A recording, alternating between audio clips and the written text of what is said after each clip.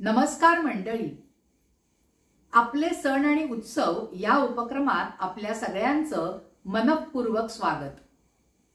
मंडळी, आजपासून गणेश उत्सवाला अगदी धूमधडाक्यामध्ये सुरुवात झालेली आहे बरं का। आजचा दिवस हा गणेश चतुर्थीचा दिवस आहे, भाद्रपद शुद्ध चतुर्थी। आज प्रत्येक घराघरामध्ये अगदी मनापासून आपण सगळ्यांनी गणेशाची प्राणप्रतिष्ठा केलेलीच आहे मंडळी। आपल्या या उपक्रमाच्या माध्यमातून आपण आजपासून अनंत चतुर्दशी पर्यंत रोज एक एक भाग गणेश उत्सवाच्या अनुषंगाने आपल्या YouTube चॅनलवरती टाकणार आहोत मंडळी, प्रसारित करणार आहोत। तो आपण निश्चित बघावा। आणि म्हणून सुरुवातीलाच मी आवाहन करते आहे की आपल्या अश्विनी साठे ह्या चॅनलला जर का आपण सबस्क्राइब केलेलं नसेल तर लगेचच सबस्क्राइब करा, कारण आजपासून आपण या गणपती बाप्पाबद्दल जे जे काही बोलणार आहोत, सांगणार आहोत, त्याच्या कथा जाणून घेणार आहोत। तर तुम्ही सबस्क्राइब केलं तर त्याचं नोटिफिकेशन तुम्हाला लगेचच मिळेल। मंडळी, आजच्या दिवशी घराघरांमध्ये गणेशाची अगदी अंतःकरणपूर्वक प्राणप्रतिष्ठा आपण केलेली आहे। त्याच गणरायाला आधी आपण वंदन करणार आहोत, त्याची प्रार्थना करणार आहोत। वक्रतुंड महाकाय सूर्यकोटी समप्रभ निर्विघ्नं कुरु मे देव सर्व कार्येषु सर्वदा। मंडळी, आता गणरायाला आपलं थोडंसं मनोगत आपण प्रगट करून सांगणार आहोत बरं का, की हे गणराया, तुझं स्वागत असो। आमच्या भक्तीच्या पायघड्या तुझ्या येण्याच्या मार्गावरती आम्ही हंतरून ठेवलेल्या आहेत। आमच्या नेत्रांची निरांजन तुझ्या पराक्रमी पौरुषाची आरती गाण्यासाठी सिद्ध झालेली आहेत। आम्ही अगदी जीवाभावाने तुझ्या आगमनासाठी आतुर झालो होतो। तुझी वाट बघण्यात मागचं वर्ष कधी आणि कसं संपलं हे आम्हाला कळलं देखील नाही। महाराष्ट्राच्या कानाकोपऱ्यामध्ये मंडळी, आता गणरायाला तर आपलं वंदन झालेलंच आहे।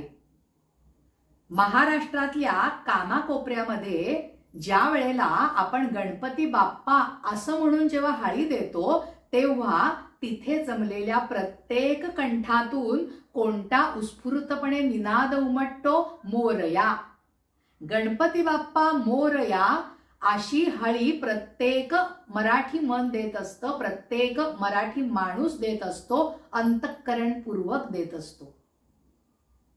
मग तो मराठी माणूस मंडळी लहान खेड्यामध्ये राहत असू दे, शहरामध्ये राहत असू दे, तालुक्याच्या ठिकाणी, जिल्ह्याच्या ठिकाणी राहत असू दे, किंवा आपल्या या देशामध्ये न राहता परदेशात राहणारा असू दे, पण तो अतिशय उत्स्फूर्तपणे गणपती बाप्पा मोरया असं म्हणतोच।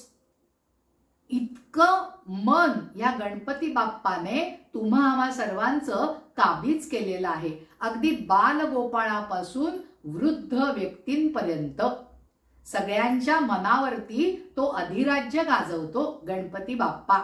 अगदी खरं आहे की नाही सांगा बरं? कारण हा जो गणपती बाप्पा आहे ना, त्या गणपती बाप्पाला मला एक सांगावंसं वाटतंय की हे गणपती बाप्पा, प्रत्येक मराठी माणूस एकमुखाने एक दिलाने राष्ट्रगीतानंतर काय म्हणत असेल तर तुझी आरतीच। सुख करता दुःख हरता ही जी आरती आहे ती अगदी छोट्या शिशूत ज्युनियर KG मध्ये जाणाऱ्या मुलाला सुद्धा पाठ असते हो। इतकं मन आपलं काबीज केलेलं आहे या गणरायाने। मंडळी, हा गणराया म्हणजे आपला अभिमान आहे। तो नुसताच देव नाही आहे, तर तो आपला मार्गदर्शक सुद्धा आहे. दुष्ट दुर्जनांचं निर्दालन करण्याची एक परंपरा त्यांनी आपल्याला घालून दिलेली आहे. मग देवांतक असेल, नरांतक असेल, सिंधू दैत्य असतील आणि असे अगणित दैत्य, वाईट प्रवृत्ती जी आहे त्यांचं निर्दालन करण्यासाठी, त्यांचं खंडन करण्यासाठी प्रत्येक युगामध्ये आपल्या या गजाननाने, गणपती बाप्पाने अवतार घेतलाच आहे. आणि म्हणून ती दुष्ट दुर्जनांना ठार करण्याची किंवा ती प्रवृत्ती नष्ट करण्याची जी परंपरा गणरायाने आपल्याला घालून दिलेली आहे, ती परंपरा पुढे चालवण्याची ताकद आपल्या अंगामध्ये यायला पाहिजे, असं आपण गणपती पुढे नमन करून सांगितलं पाहिजे की हे गणपती बाप्पा, ते सामर्थ्य, ती ताकद, ते तेज आमच्यामध्ये सुद्धा निर्माण होऊ दे. गणपती बाप्पा हा नुसता लढवय्या नाहीये बरं का, तर तो खाण्यातला, गाण्यातला आणि प्रत्येक विषयातला आनंद रसिकतेने उपभोगणारा अगदी मनमोकळा रसिक आहे.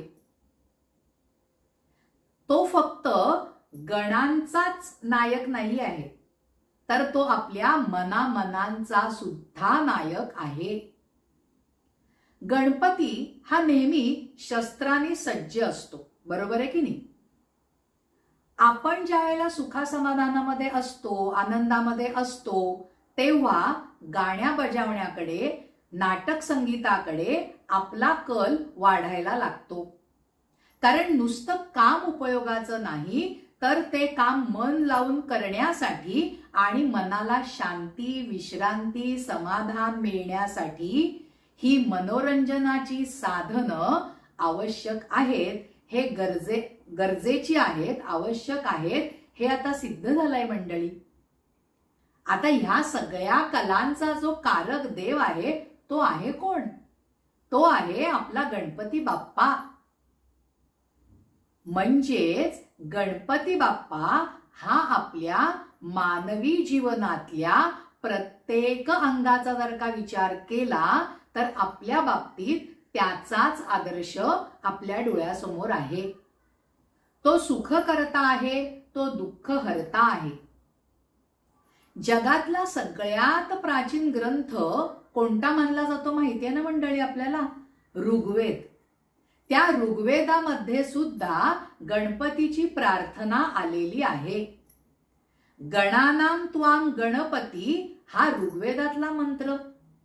म्हणजे अगदी ऋग्वेदापासून जर का आपण सुरुवात केली ना मंडळी, तर ऋग्वेदापासून अगदी आत्ताच्या काळातल्या चित्रपट, संगीत आणि गाण्यांपर्यंत हे लंबोदर गणराय आपल्याला विविध अवतारामध्ये ठाई ठाई दिसत असतात. तमाशाच्या फडावरती ते अवतरलेले आपल्याला दिसतात, गण म्हणून अवतरलेले आपल्याला दिसतात. दशावतारामध्ये सुद्धा पहिलं नमन हे गणपतीलाच केलं जातं. लोकसंस्कृतीमध्ये सुद्धा पहिलं नमन गणरायालाच असतो. असा हा गणपती बाप्पा तुम्हा आम्हा सर्वांच्या जीवनातल्या प्रत्येक गोष्टीचा ताबा घेणारा किंवा आपल्याला अगदी त्याचा आदर्श वाटावा असा हा आपला देव, असं हे आपलं अगदी श्रद्धापूर्वक दैवत आहे मंडळी. गणपतीबद्दलच्या विविध कथा आपल्याला विविध पुराणांमधनं उलगडून दाखवलेल्या आहेतच.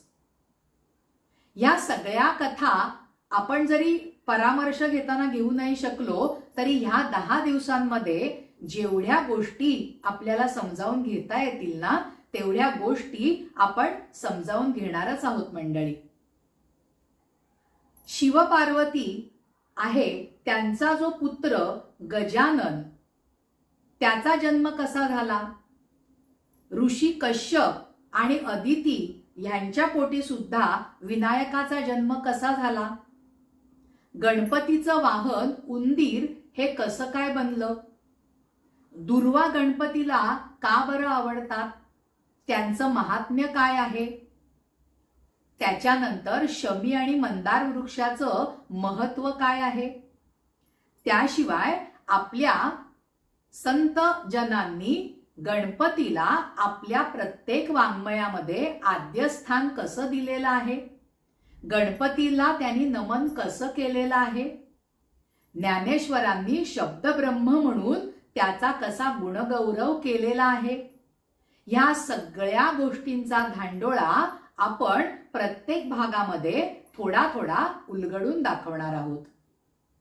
तर मंडळी, आपण आज गणपतीच्या उत्सवाची जी तयारी आहे त्या अनुषंगाने काही माहिती समजावून घेतलेली आहे.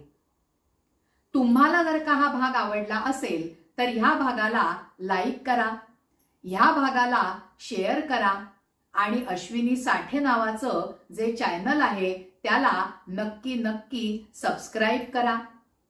धन्यवाद मंडळी.